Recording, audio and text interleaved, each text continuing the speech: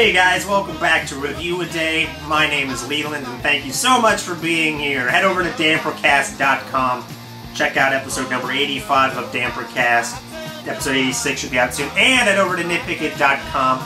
Check out episode number 104 of the Nitpickit podcast. We discuss Duncan Jones' source code, Limitless, Sucker Punch, and we even count down some of our favorite film intros.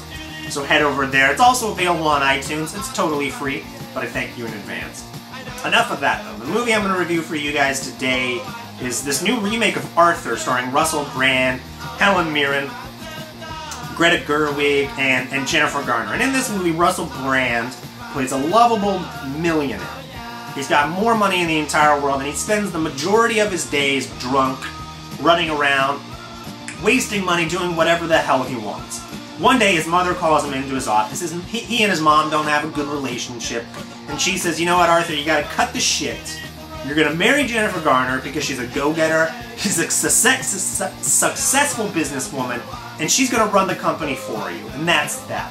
Arthur ends up meeting and falling in love with a woman who gives illegal tours of Grand Central Station, played by Greta Gerwig, and he realizes that this woman, this vibrant, vivacious person, is everything I ever want in the world. And Jennifer Garner, if I go down that path, I'm going to be a sad, lonely man. And Arthur learns a little bit about love, about life, and you know what? He learns about himself as well.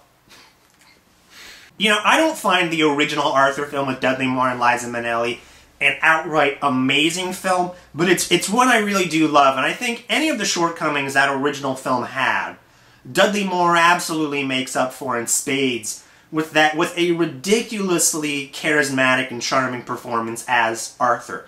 And in that original flick, he is the drunkest human being you could ever possibly imagine. He is a sketch comedy character, and he's so wonderful. And I think Russell Brand, he's coming in, I mean, God love him, and I think he does perform admirably in this film, and I think he's likable, but he just did not hold a candle to that original performance. In this Arthur remake, he doesn't seem drunk in any of the scenes. They really do just try to play him like a child. And I think Russell Brand does a great job. He is playing a similar character to the one he played in Forgetting Sarah Marshall or Get Him to the Greek.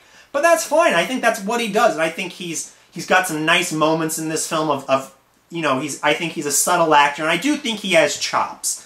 I don't like him outside of film, but I do think he's good here. Helen Mirren is very charming as his nanny, as is Greta Gerwig. She's a very appealing actress, and it doesn't even seem like she realizes she's on camera sometimes. I don't get why she would fall in love with Arthur. Arthur really does, sometimes in this film, seem like a complete idiot, and I didn't buy that relationship necessarily. I do also feel that if you're gonna do a remake, you need to include something that wasn't there in the original. Sometimes that's just updating it for a modern audience, or adding a different element that wasn't there. This is pretty much the original Arthur, and I think if you were going to update Arthur for modern audiences, you have to look at celebrity culture now. I mean, the fact that I think Charlie Sheen is kind of a real-life Arthur.